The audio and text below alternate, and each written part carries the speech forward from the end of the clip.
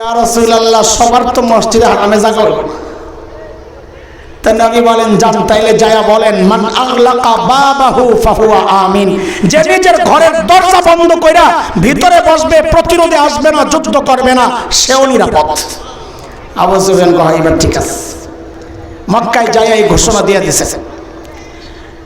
পরের দিন সকাল নবীজি যখন মক্কায় ঢুকে ঘোষণা দিলেন, লা তাসরিবা আলাইকুমুল ইয়াউম, আজকে আমি কোনো প্রতিশোধ নিব না, আমি আজকে সবাইকে মাফ করে দিলাম।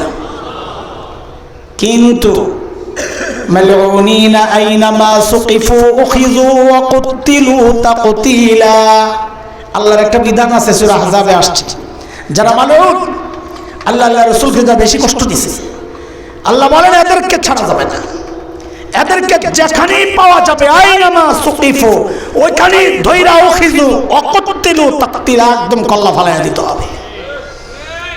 নবীজিও ঘোষণা দিলেন, কয়েকজনের নাম বললেন মালউনেরা।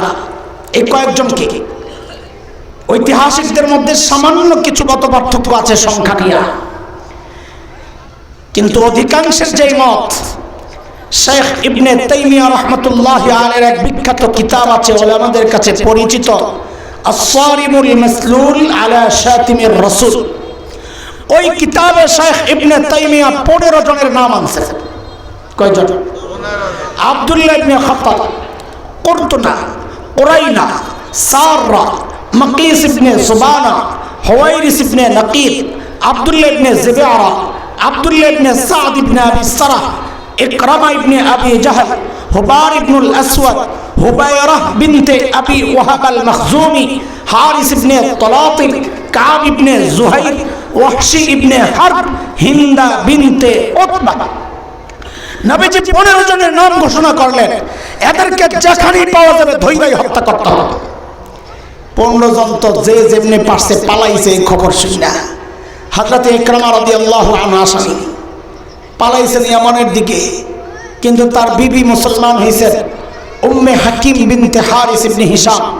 নবীর কাছ থেকে হযরত ইকরামার জন্য নিরাপত্তা নিয়ে আনিছেন, যা জামাইরে ফেরত আইনা মুসলমান বানাইছেন। এর মধ্যে একটা ছিল আব্দুল্লাহ ইবনে খাতাল, যার নামটা আমি একদম শুরুতে বলেছি। আব্দুল্লাহ ইবনে খাতাল যায় কি করছে জানেন? কাবার গিলাফের তলে যায় ঢুকছে। কেন? কি বোকা? ও জানে না মুসলমানরা মক্কায় ঢুইকায় হবে কাবার কাছে দৌড়ে আসবে, জানে না? আরে কথা কোন জানে না? তো কি বোকা? ওখানে গেছে কেন?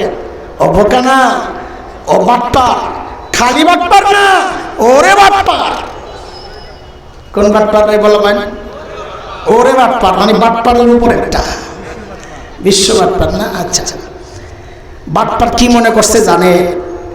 বাটপার মনে করছে কাবা মুসলমানদের একটা আবেগের জায়গা, কাবার গিলাফ মুসলমানদের আবেগের জায়গা। এই আবেগের জায়গা দিয়ে যদি আমি নিজের পেঁচাই তো আমার মনে ছেড়ে দিব। যেই চিন্তা এখন কোন রাজনীতিবিদ আছে, সারা জিন্দেগি ইসলামের বিরুদ্ধে, ওলামাদের বিরুদ্ধে, শরিয়া আইনের বিরুদ্ধে, খেলাফত ব্যবস্থার বিরুদ্ধে, মাদ্রাসা শিক্ষার বিরুদ্ধে, কিন্তু দেখবে ওরা জানে, সব বিরোধিতা কইরাও জানে এদেশের মানুষের কাছে টুপি একটা আবেগের জায়গা, হিজাব একটা আবেগের জায়গা।